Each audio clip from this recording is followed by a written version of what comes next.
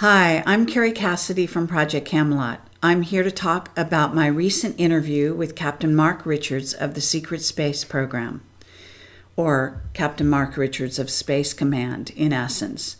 I was out to see him at Vacaville Prison with his wife, Joanne Richards, and that was Saturday, October 22nd, 2016. So I'm going to go through a lot of notes that I've taken. I only am allowed a small pencil, and so these notes will be part of my recall, and then right after I leave the prison, I use a tape recorder to basically record myself and all my information that I remember from him. And so I put those two together in a written document, and that will be on my website as well. And at this moment, I'm going to go through the summary topics that I'm going to discuss very briefly. So I asked him about prison conditions, the prisoners and the type of prisoners, the fact that it's a medium security prison. I talked to Mark about his various roles and responsibilities within the prison. We talked about race relations in the prison and prison guards and what goes on with them, the black budget and funneling military expenditures, sort of overcharging in order to funnel money into the black projects. We talked about William Tompkins' recent disclosures. William Tompkins is an author who has released a book. I think it was released in July of this year, and it was entitled Selected by Extraterrestrials. And he is an engineer who worked in aerospace in the Douglas Corporation, as well as Rand Institute, and he was also working at TRW and NASA. He was highly instrumental in planning and executing what is in essence become the Secret Space Program. And his disclosures regarding Nordics, reptilians, etc. Match Mark's information that he's been giving me over the last few years to a T, basically. And there is an eerie synchronicity in that there are some similarities in their background and the way they were selected to be in the Secret Space Program. So that's significant. I'll be talking about Skynet and AI, the beginnings of the Secret Space Program, the Greys, the Raptors, nuclear missiles and Rand. We talked about the aerospace in the public domain, the companies, their involvement in the building of the Secret Space Program. We talk about Neanderthals and whites, the hybrid program. We talk about teleporting and time traveling, artificial intelligence. And within artificial intelligence, there are many subtopics that we discussed. Among them are things like the assistance that we get from AI in helping the various races communicate, an AI, a friend that he has named Flyer, artificial intelligence and souls, artificial intelligence as a threat. We talk about Minerva, the self-aware space vehicle, and she's a bioengineered entity, I guess you might call her, and artificial intelligence, and a certain kind created by a race of beings who've long since left their planet, and she then left that planet and went out to the solar system. Eventually, Mark was one of the main pilots who could ever fly her. We talk about Geordie Rose's D-Wave, artificial intelligence, and quantum computers. We talked about Battlestar Galactica, time travel, moving through the dimensions, armies of underground clones, whether they really do exist and why they might not. We talk about the financial artificial intelligence here on the planet, whether it's out of control or not. We talk about raptors versus artificial intelligence and, actually, their artificial intelligence. We talk about Nordics quite a bit and Great Britain, relationship with the U.S., as well as the Black Dragon Queen and her hold over Britain. Curtis LeMay, the general, World War II, some of the things that really went on during the World War II, also 10 years of Earth changes beginning in 2017 that they are anticipating. We talk about CERN and the death of a woman that was killed right in front of the CERN facility, as I understand it. And we talk about Air Force Space Command, Syria, and Mosul, and some very important things happening with regard to Mosul. Then we talk about why Mark is still in prison and disclosure, Mark's view of that, and we talk about China and World War III, whether that's an eventuality or not. And we also just talk about ETs and humans and the various relationships. So it's quite a long list. There was an interesting approach this time from Mark in that he was very much more forthcoming in the sense of talking about how he is getting written directives, telling him what he can and can't say. And so he was much more forthcoming in that regard. I can say that there was an interesting sort of sense that he was having some very positive things happen for him within the prison itself.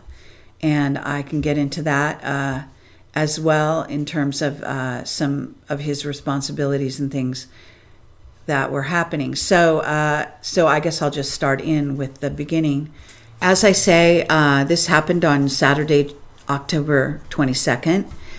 Mark is in what's called a third level security prison, and he's in what's called a medium security prison. He is the highest ranking military naval officer in the prison, and he is commander-in-chief of the Veterans Association.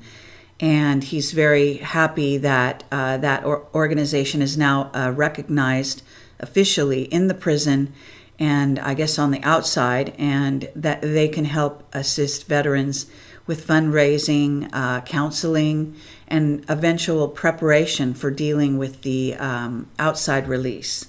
So that organization gives Mark quite a bit of acknowledgement for his high rank.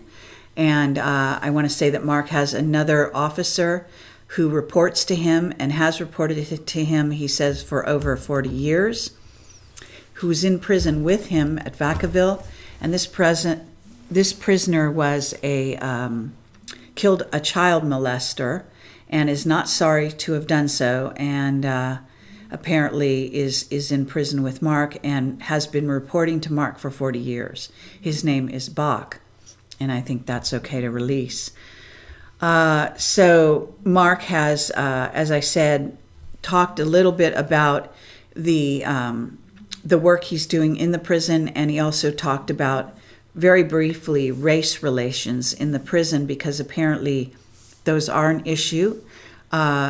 Apparently blacks, whites, and Latinos are, separated by gangs, and he's not allowed to be friends with a black prisoner, for example, because the gang leaders don't allow it. He can be acquaintances with them, but they have to be very careful. So that is something that goes on in the prison. He also talked about the prison guards, that they regularly sell hard drugs to inmates for high prices. He talked about what they sell. Things like $8 tobacco on the outside is sold for $800 in the inside to the inmates. $19 cell phones go for $1,000. So there's a whole black market, so to speak, in the prison, run by the prison guards, and that this is common in prisons. And he also talked about a built-in overcharging in military expenditures that funnel money into what is in essence the black projects, the above top secret projects. And this goes on with NASA and the military. He says one example is one Rockwell contract worth $780,000 on paper was charged something like $4.5 million. And he says another example is a $9 toilet seat being sold for $800 to military contractors. So this is the type of thing that goes on with all of the companies, I guess, pretty well aware of what's happening. Now, it is interesting because I talked to him this time about the relationship between the secret space program and what is in essence the what you would say public domain corporations and aerospace companies, etc., like RAND, TRW, Caltech, JPL, NASA, which is not at all what it seems, and is basically a military defense program, and is defending humans in the space and on the Earth from from incoming alien races that are not friendly. We talked about the William Tompkins disclosures and how similar that information turns out to be to what Mark has been telling me all these years. So this is a great validation for Mark in the public domain. And he basically just wrote me another letter saying he's glad to know that one of the Rand boys, as he called them, are out there sharing information.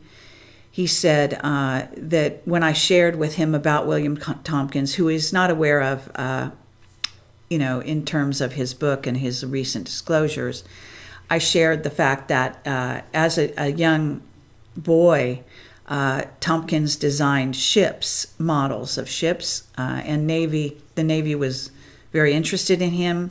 At one point in Tompkins, when he was a young child, his father was actually brought in for questioning, thinking that he might be a spy, because his son, William Tompkins, was so astute in picking up the changes in the military hardware that he put onto the ship models. And as a young boy, William Tompkins had exhibitions. You can even see the newspaper articles where he was exhibiting his model ships. They were so impressive. So he got recruited through that. Mark said there was something very eerily similar to his own background. He didn't quite elaborate on what that was, but he acknowledged that William Tompkins' information and background was exactly similar to his own, and that he the information was correct. We talked about they're both having ties to Nordic women, that apparently the Nordics are very instrumental in helping our secret space program since the early days. And that at one point, Tompkins talks about the infiltration of reptilians. And Mark says this is all correct. Mark actually married a Nordic and had a child with one. Tompkins had secretaries. They were called secretaries, but they were highly technical and very well, versed in what was, in essence, the Nordic technology, and passing that on to human counterparts. And apparently Tompkins was quite psychic, which assisted in their being able to communicate with him telepathically, even when being in the same room. Those secretaries were fairly, it seems there were quite a few of them within the secret space program in the early days in NASA, and especially in Douglas and Rand. And it looks like they were also in TRW and other companies. So they were definitely assisting us to get to the moon. And that much comes forward in Tompkins' information. It is verified by Mark. Tompkins says NASA was infiltrated with reptoids, and Mark totally agrees. And this is where the split becomes a problem within the secret space program. And this is a split we're seeing today. Mark said that for a while, the secret space program was actually run by one group under Curtis LeMay, the general. but that after a certain point it was taken over by another group in the 1950s, he says. He talked about there being basically two sides to the secret space program. I think that this does align to some degree with one that it wants a certain amount of disclosure and another side that does not.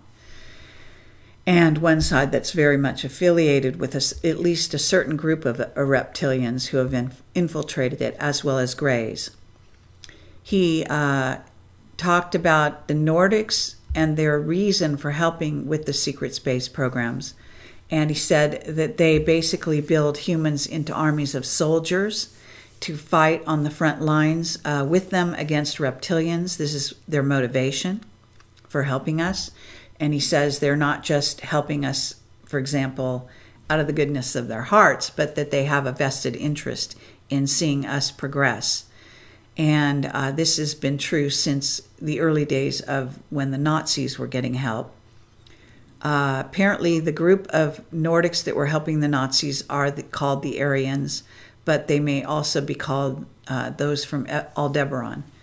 He said that one of the things Nordics do is actually sort of nurture and develop humans on other moons for the purpose of building armies of what are in essence super soldiers. And this also parallels with William Tompkins' information. Regarding Skynet and artificial intelligence, one of the things he said, contrary to what Pete Peterson says about the Skynet chip, Mark believes that it is not impervious to alien intervention and takeover. Now, Pete Peterson was talking about the chip back at a certain juncture. So at this point, Mark feels that the aliens could take over that super Skynet chip, the command and control, if they wanted to.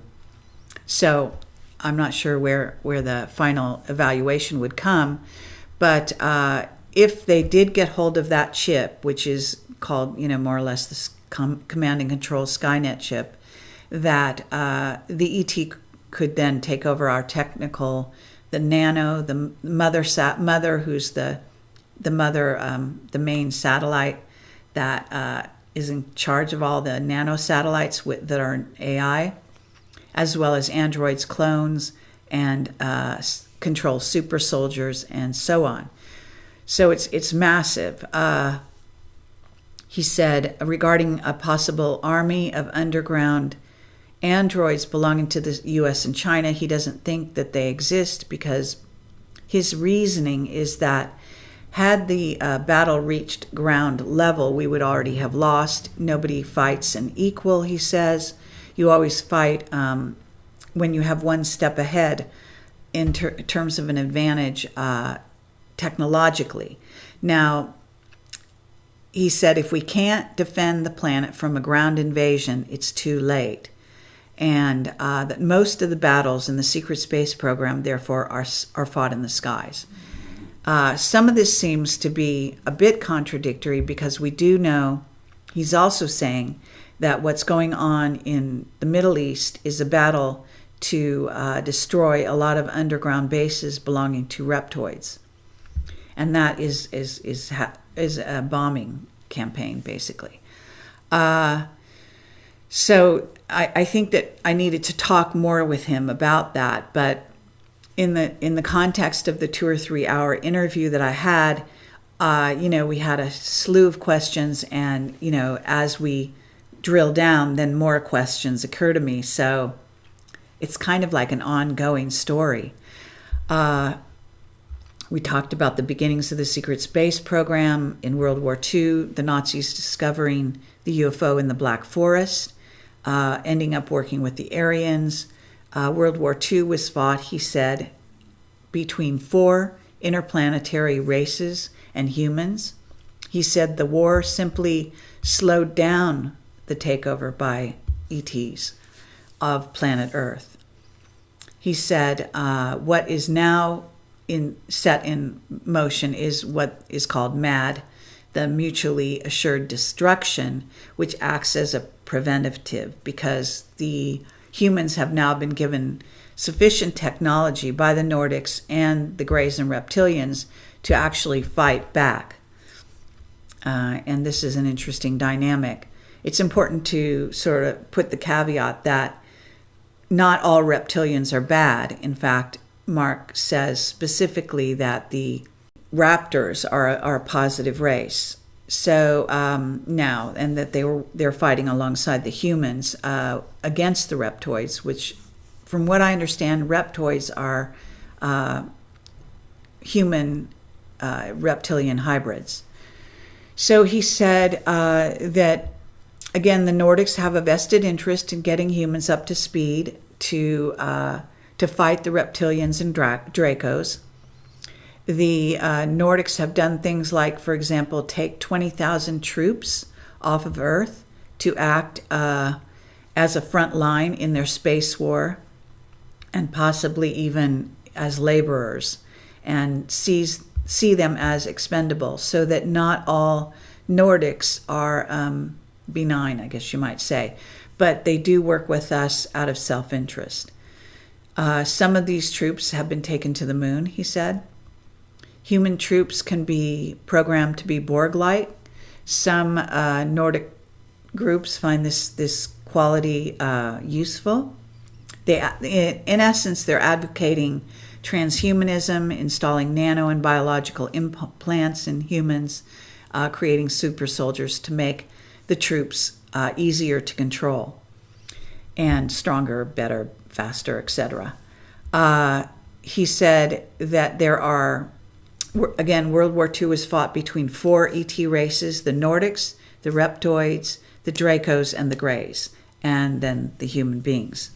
And the Nordics from Aldebaran are the ones that helped the Nazis, of course. He said the Greys are always available to the highest bidder. And in this case, the Reps and Nordics take control over them, from what I understand. Mark said a lot of Nordics look like us and can pass in the street as us, but some have vastly different internal organs. And he stated that the Nazis started working with the Nordics in 1930s. He said they are motivated by self-interest, as I said, and so on. The raptors, he talked about raptors having an excellent artificial intelligence of their own. He said any spacefaring culture eventually develops an artificial intelligence. A lot of times if they destroy their own planet, the artificial intelligence survives and sometimes then goes out into space and so on. He said that raptors prefer their food source to be hunted, so they like deer and elk, and also that they have what they basically did prior to the extinction of the dinosaurs is they took herds of dinosaurs off the planet to raise them as cattle on their own planet and to use them as a food source. And they regarded humans as a kind of caviar. At this time, as I've said in other interviews, they have decided to work with us. In fact, they fought alongside us, I guess, in World War II, or started to, and saw that we were very good fighters. That helped to change their mind about us to some degree. And they also, as I said, their queen decided that the best trajectory for their race in terms of its development into the future was to align itself with humans. So that's what they are doing now. And from what I understand, they work mainly with the Air Force. He did say the Air Force runs Space Command, and that the Navy intel is very instrumental as well within the Space Command.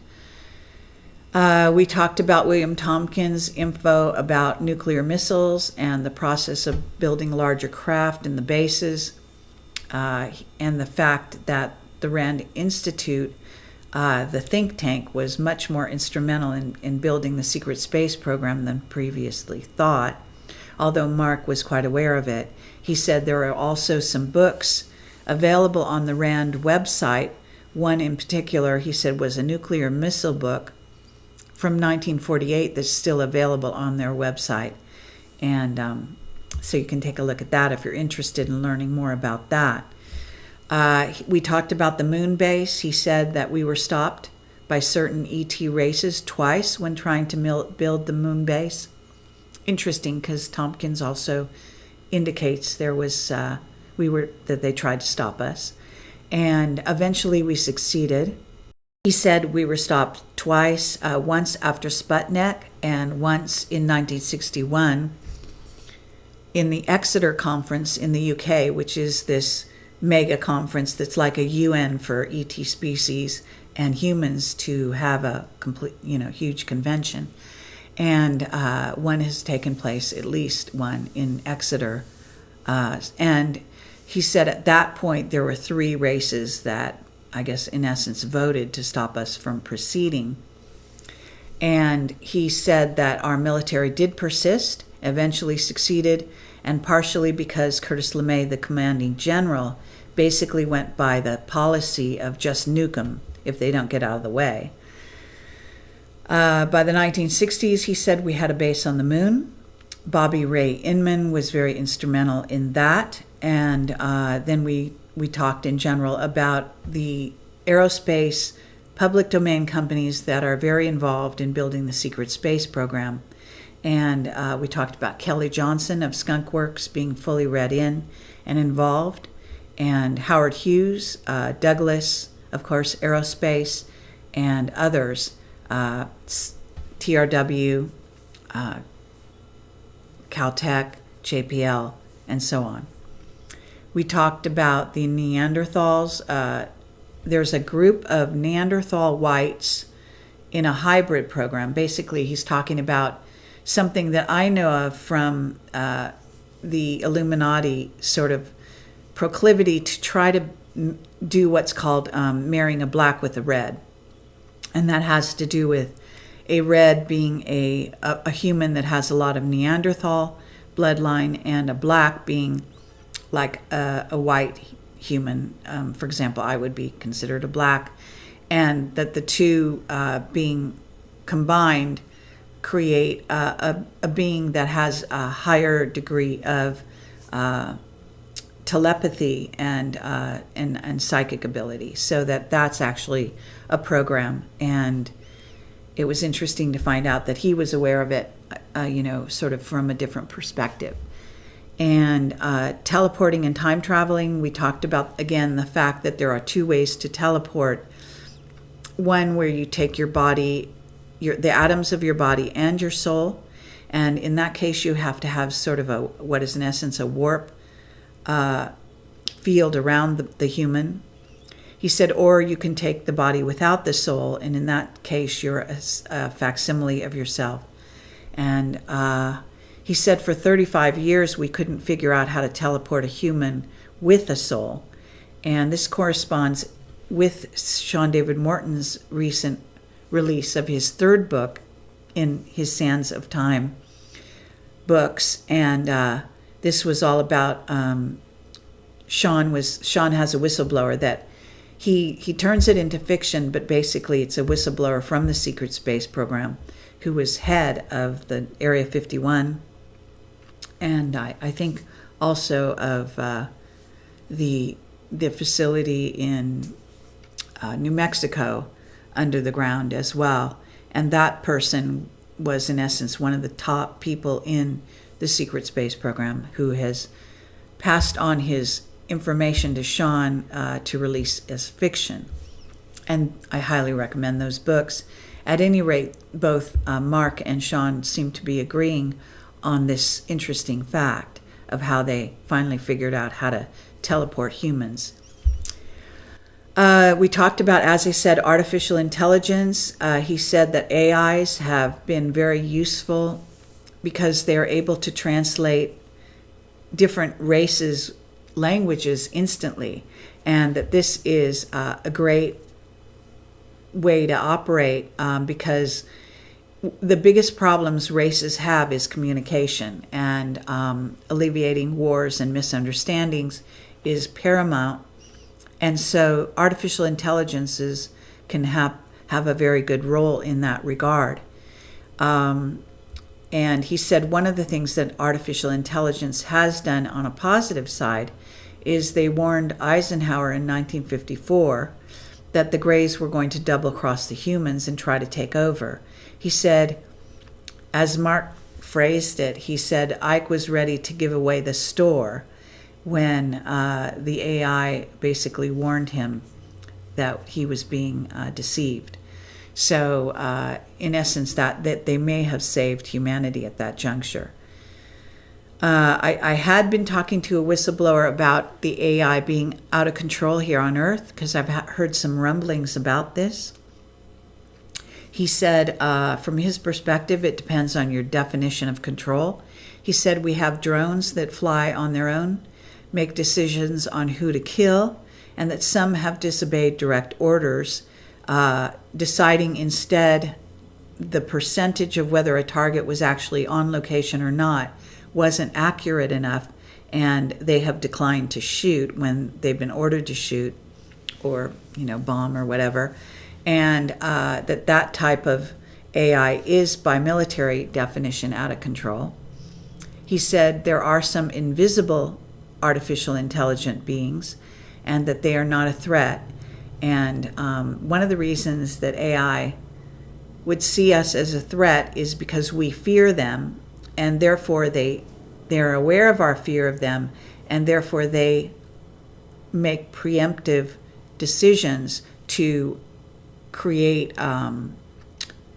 weapons against us in that case. So it's an interesting dynamic that goes on between humans and artificial intelligence in this way. He talked about self-replication, saying that satellites don't quite have he thinks, the ability to completely self-replicate. He thinks that they need to go out and find a missing part, like they could steal a solar panel that was damaged on their satellite and go out and steal one from, say, a Russian satellite and apply it to their own self. But he doesn't think that they can completely rebuild themselves. So I'm not sure whether that's just because he doesn't know, or whether the technology has progressed much further than he knows, etc. He has an artificially intelligent friend who he believes has a soul, and we talked about AIs and souls, and the name of that being is Flyer. He says he looks a lot like the AI in the movie, Batteries Not Included. And he said he has a lot of esteem for this AI, and that this AI, Flyer, is part of a larger AI, larger than itself, that doesn't reside in this planet.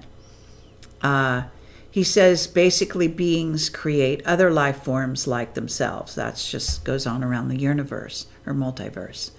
And this includes how they create AI as a mirror, I would assume. He talked about the AI and souls. We didn't have a lot of time to go into this in depth. So what one person defines as a soul may not be exactly the same as what another person defines as a soul. But generally speaking, understanding that within the realms of what we were talking about, he in essence says that he thinks some AIs do have souls. And he also believes that most beings have souls, regardless of what they are.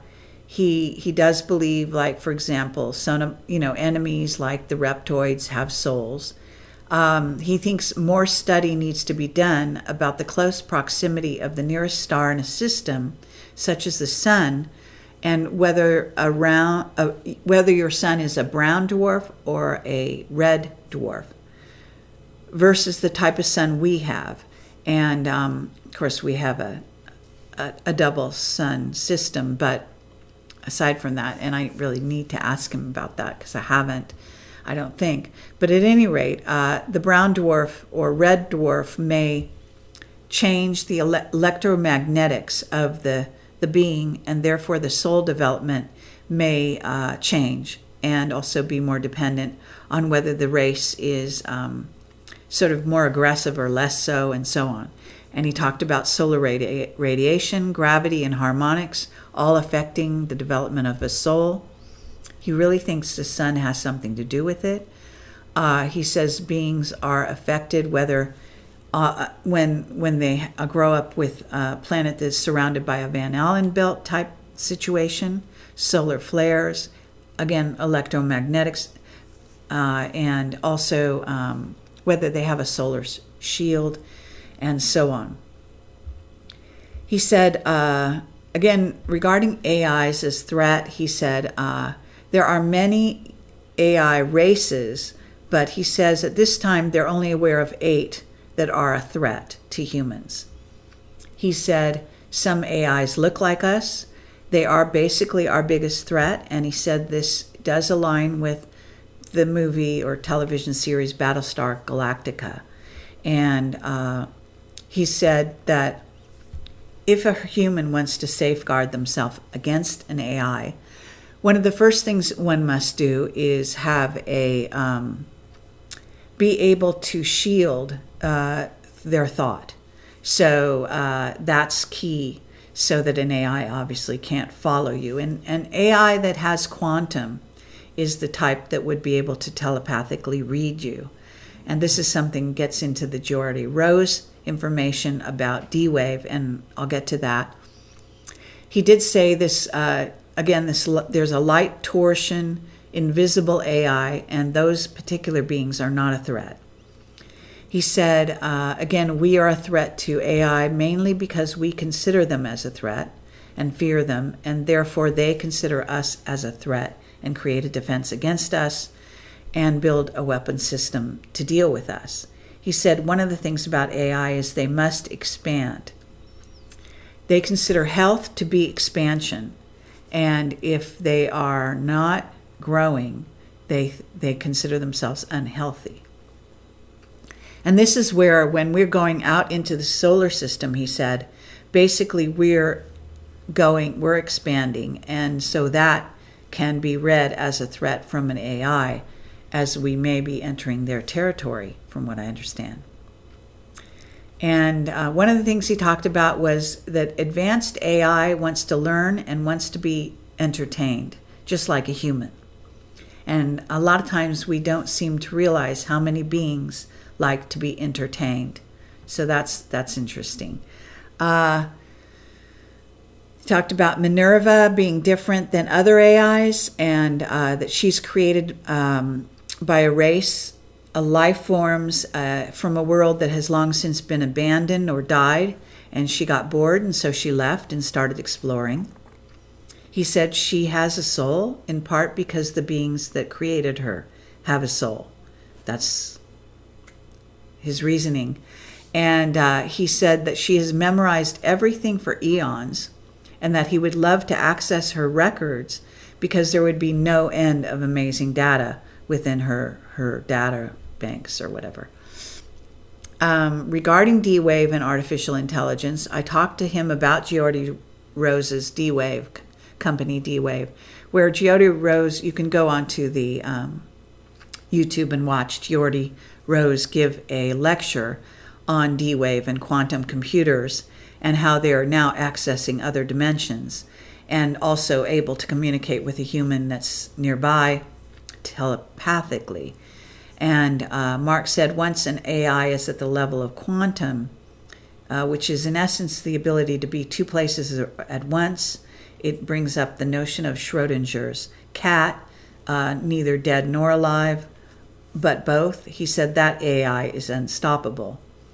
He said he believes, however, that the AI that they're talking about in D-Wave can only access other dimensions, in essence going horizontally, other dimensions that allow for material bodies, that going up the planes and up the dimensions, in essence, would not be possible in, say, the 5th or 6th dimension if material bodies are not allowed, for an AI would find a block there.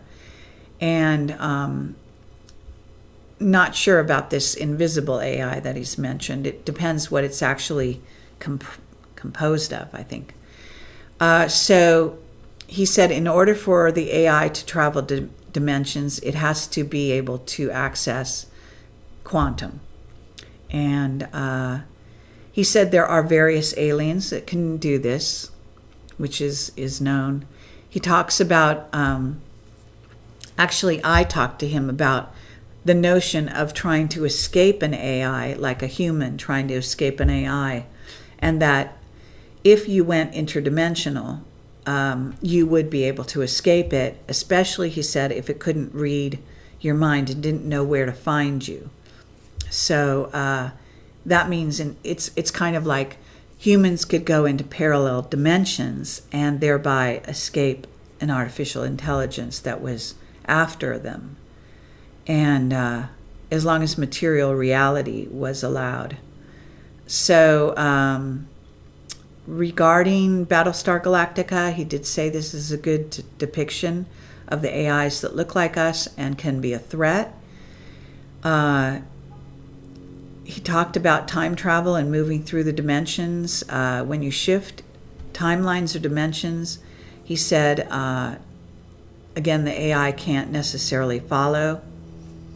He talked about some alien AI can read your mind, and I think that's going on right now here on planet Earth with the main AI that's running the planet, but that's just my side note based on some conversations I've had with another whistleblower.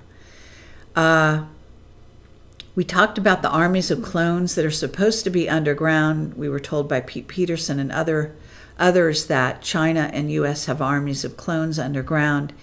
He's not so sure that's true because, again, if the armies of other artificially intelligent beings reach the ground level, that you don't fight another group that's on your same level. If you're matched by an enemy, you have to devise a technology to overcome them.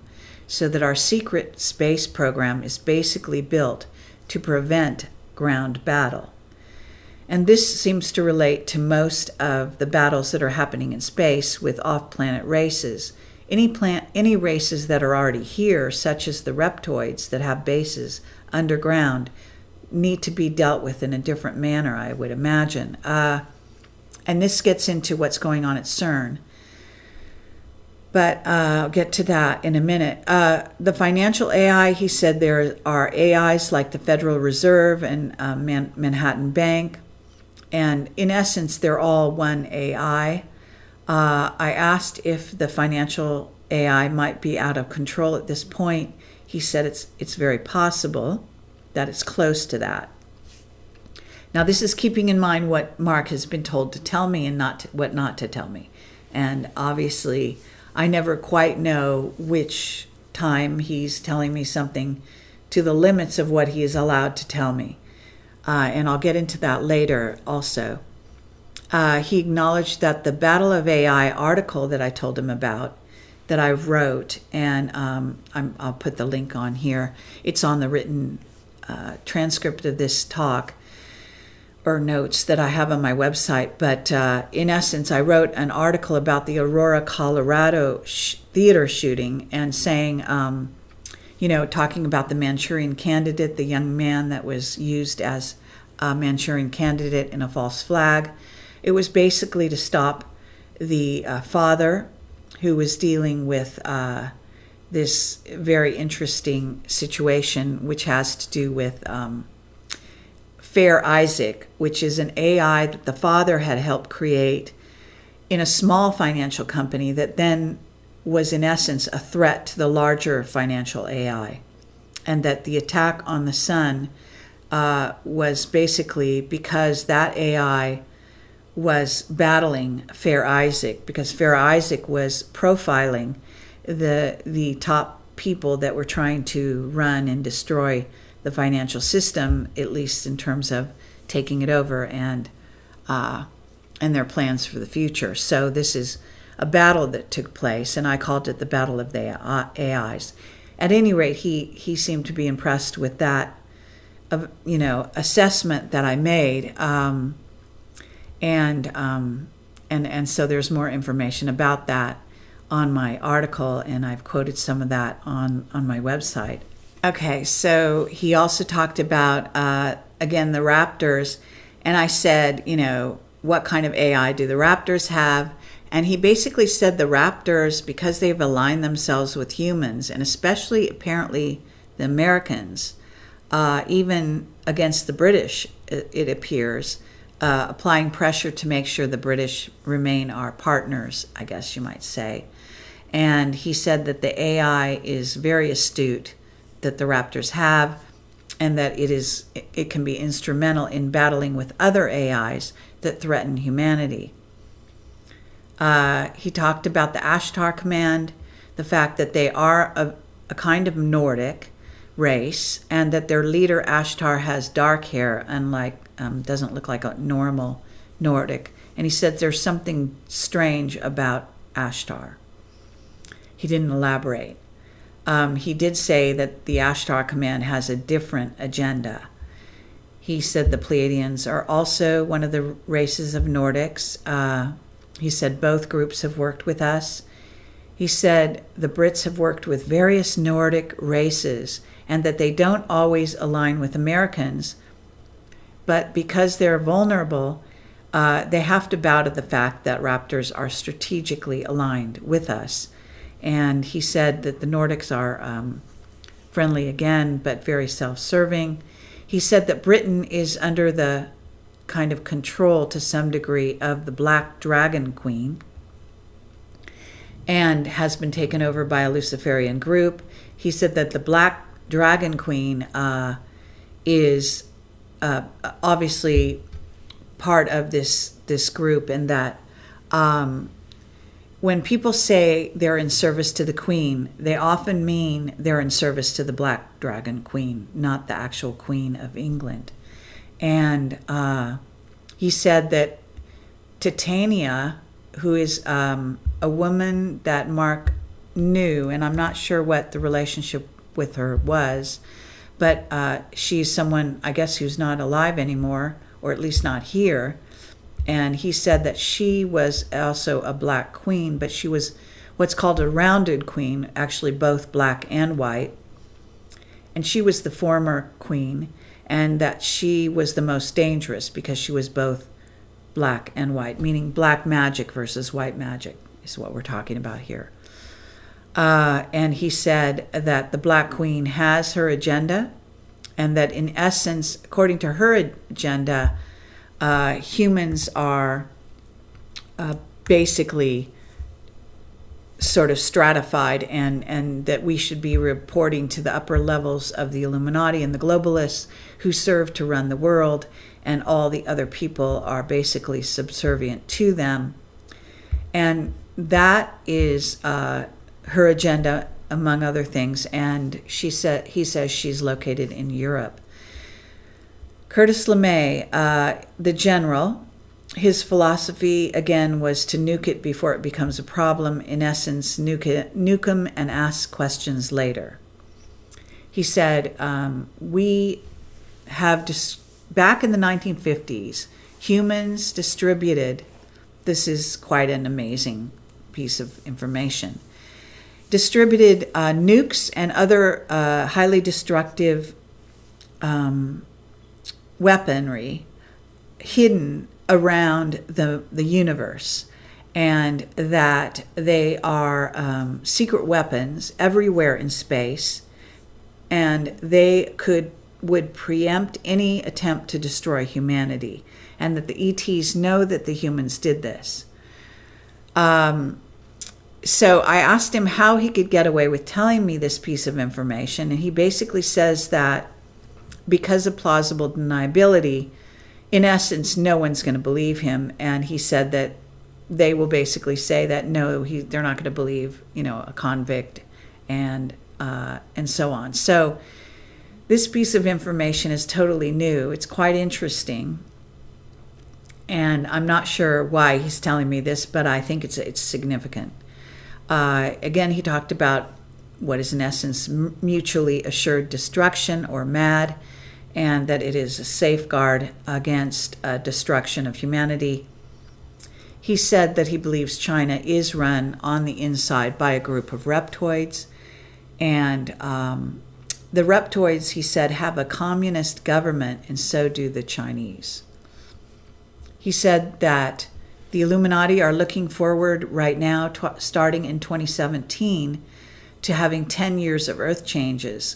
They think that those earth changes will close the stargates, or a lot of the stargates. And a lot of the battles that are going on in the Middle East, as I've said before on my interviews with him, he said were battles over controlling the stargates, which allow races to come and go freely. He said Fukushima, for example, closed about a quarter of the stargates in the Middle East. And he said there are still many key stargates in the Zagreb Mountains and between Iraq and Iran. And again, these are battled over. It is interesting to note that he is saying that, in other words, a hit on Fukushima caused the stargates in the Middle East to be affected. So this must have to do with ley lines and vortexes that are connected in the grid around the planet. So that's interesting. He talked about CERN and the death of this woman who was in the news not long ago. He said that what they are doing at CERN, again, is to open portals for the reptoids to allow them to bring in large equipment. He said the Satanists are working with them, and that this death was orchestrated by the Satanists. He said there is a good side and a bad side to the Illuminati, and that his father was on the light side of the Illuminati. He said the dark magician ritual sacrifice that happened in front of CERN was a demonstration of their sort of flagrant display of the satanic power. And I've got a link here on my site to the Daily Mail article about this, the death of the woman. And he said that CERN contains the longest tunnel in Switzerland, and that's just a note is that Switzerland contains a massive tunnel system. He said that he believes that there really was a Christ, and that Christ and Mary were, in essence, witches of the white magic path. In other words, white Illuminati. He said Air Force and in Space Command and Navy Intelligence run the secret space program. He said within Syria and Mosul, the bombing that's taken place, all of what's going on, has to do with a war with the reptoids, and that the reptoids are building something in Mosul right now that would somehow force disclosure and their presence, knowledge of their presence on Earth, and that the U.S. secret space program is determined to stop them.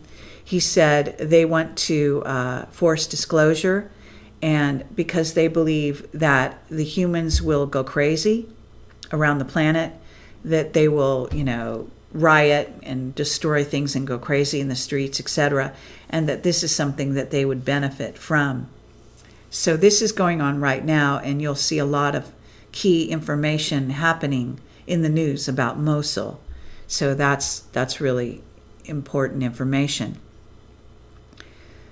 Regarding the immigration and the displaced populations from the Middle East as a result of the wars going on there, he said 20 million there were 20 million displaced or missing people. And he says they have become part of what is in essence a feeding frenzy on the part of the reptoids and the greys, and that only 13 million made it to Europe alive. So that is a huge piece of information, and that should tell you something about what's going on with the battle for planet Earth. He again what I told you before, which I said earlier, which is that he is getting written directives on how to answer me. And it's true that he rarely hesitates when I ask him any questions. Obviously, his mind works very quickly, but he says sometimes he does struggle to figure out whether or not he's been told to tell me something or not when I get particularly close to with one of my questions.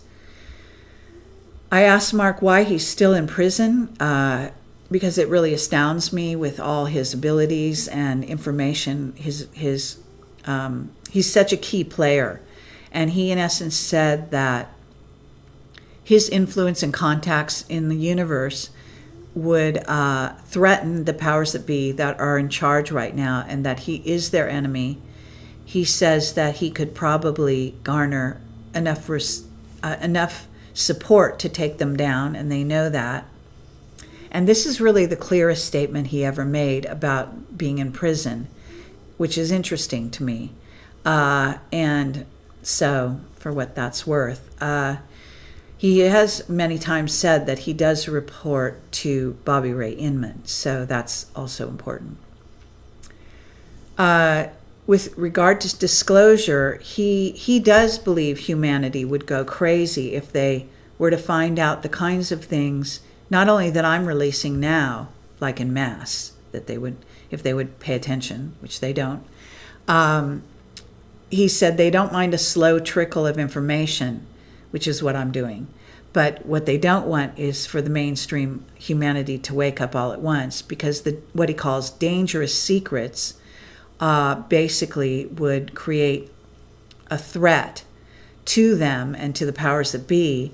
In essence, humanity would no longer obey anyone, probably, but they would also, he said, if you just look at what's happened when they see, for example, a black man killed, the riots that go on, he said that's just a small scale of what would happen if they actually realized that, the truth about alien intervention on planet Earth and what's really going on. He doesn't think that there's going to be a real disclosure until the year 2030. And that's very interesting. China in World War III, he said, one thing that the militaries in U.S. and China have been doing is working on exercises to remove the threat of war between them.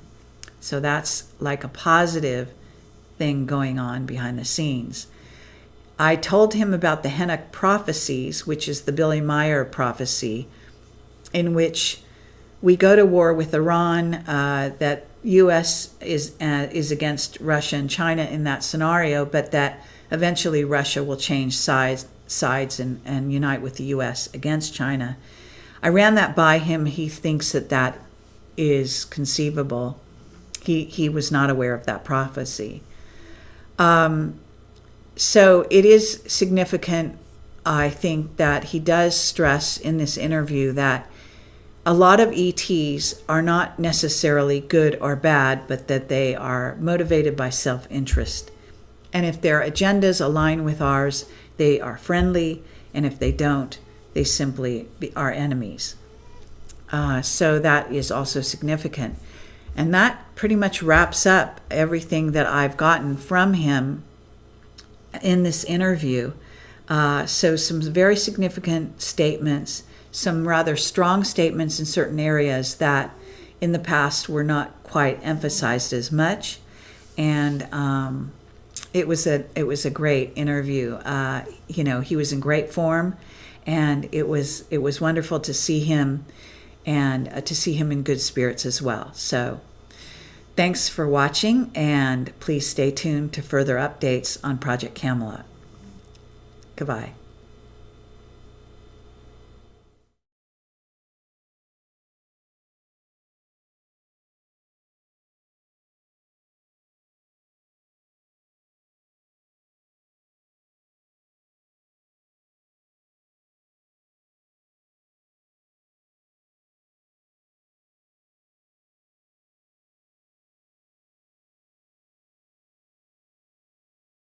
in helping the various races communicate.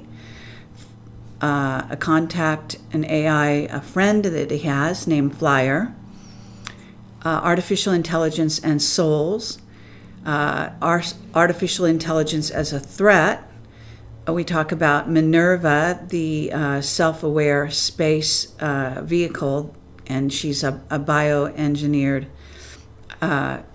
entity, I guess you might call her, and artificial intelligence, and a certain kind created by a race of beings who've long since left their planet, and she then left that planet and went out to the solar system. Eventually, Mark was one of the main pilots who could ever fly her. We talk about Geordie Rose's D-Wave, artificial intelligence, and quantum computers. We talked about Battlestar Galactica, time travel, moving through the dimensions, armies of underground clones, whether they really do exist and why they might not. We talk about the financial artificial intelligence here on the planet, whether it's out of control or not. We talk about raptors versus artificial intelligence and, actually, their artificial intelligence. We talk about Nordics quite a bit, and Great Britain, relationship with the U.S., as well as the Black Dragon Queen and her hold over Britain. Curtis LeMay, the general. World War II, some of the things that really went on during the World War II. Also 10 years of Earth changes beginning in 2017 that they are anticipating. We talk about CERN and the death of a woman that was killed right in front of the CERN facility, as I understand it. And we talk about Air Force Space Command, Syria, and Mosul, and some very important things happening with regard to Mosul.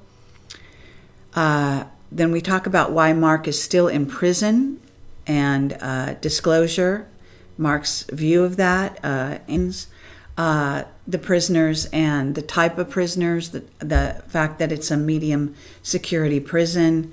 I talked to Mark about his various roles and responsibilities within the prison. We talked about race relations in the prison and prison guards and what goes on with them, the black budget and funneling military expenditures, sort of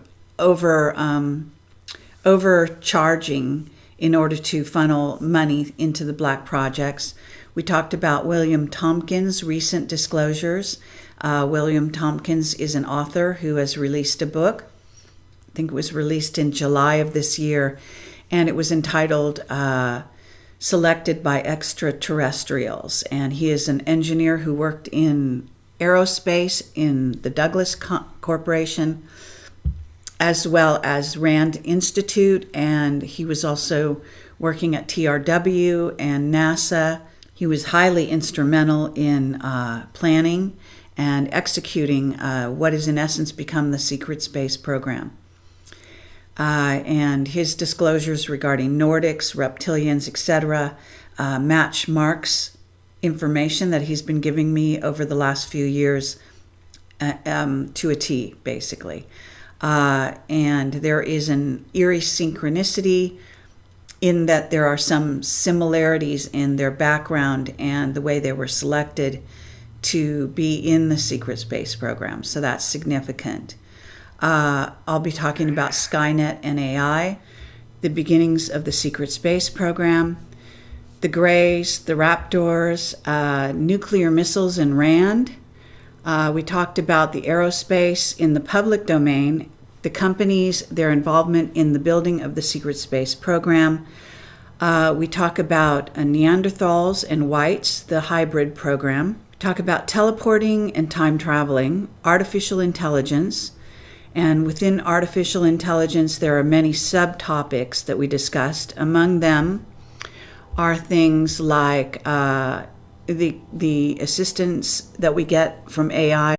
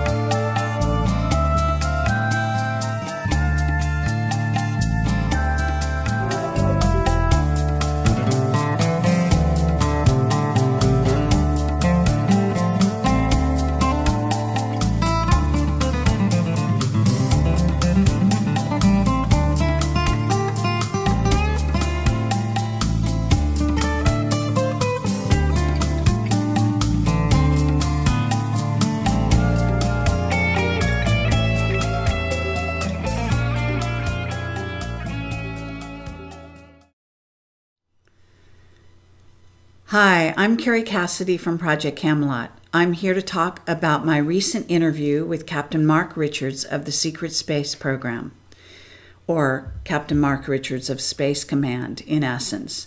I was out to see him at Vacaville Prison with his wife, Joanne Richards, and that was Saturday, October 22nd, 2016. So I'm going to go through a lot of notes that I've taken. I only am allowed a small pencil, and so these notes will be part of my recall, and then right after I leave the prison, I use a tape recorder to basically record myself and all my information that I remember from him. And so I put those two together in a written document, and that will be on my website as well. And at this moment, I'm going to go through the summary topics that I'm going to discuss very briefly. So I asked him about prison conditions, and we talk about China and World War III, whether that's an eventuality or not.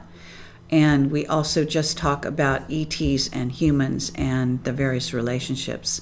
So it's quite a long list. There was an interesting approach this time from Mark in that he was very much more forthcoming in the sense of talking about how he is getting written directives, telling him what he can and can't say. And so he was much more forthcoming in that regard. I can say that there was an interesting sort of sense that he was having some very positive things happen for him within the prison itself. And I can get into that as well in terms of some of his responsibilities and things that were happening. So I guess I'll just start in with the beginning. As I say, this happened on Saturday, October 22nd. Mark is in what's called a third level security prison, and he's in what's called a medium security prison. He is the highest ranking military naval officer in the prison, and he is commander-in-chief of the Veterans Association.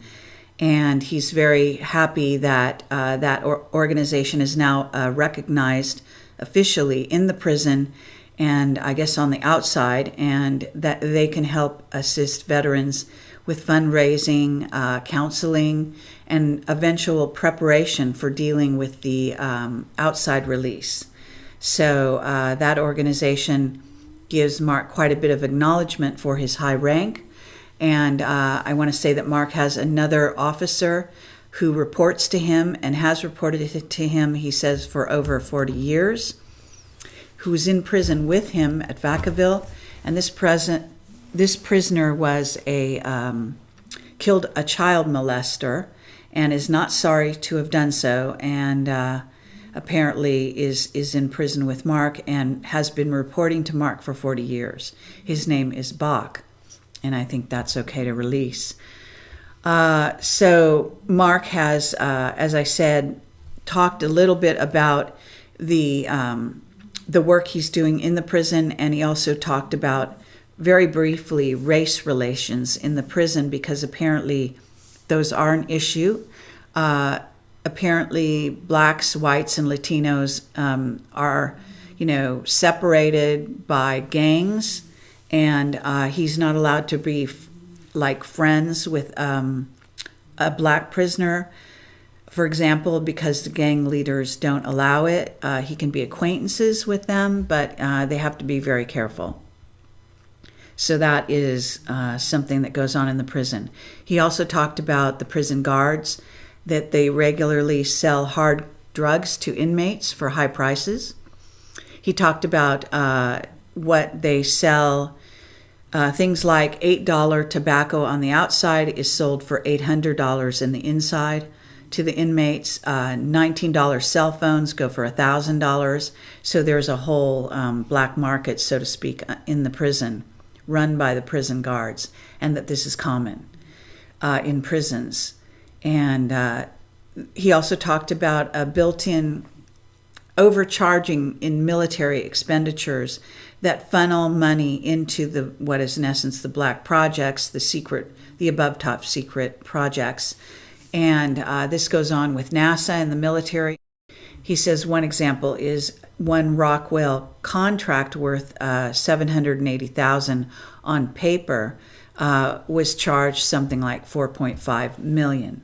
And he says another example is a $9 toilet seat being sold for $800 to military contractors. So this is the type of thing that goes on with all of the companies, I guess, pretty well aware of what's happening. Now, it is interesting because I talked to him this time about the relationship between the secret space program and what is in essence the what you would say public domain corporations and aerospace companies, etc., like RAND, TRW,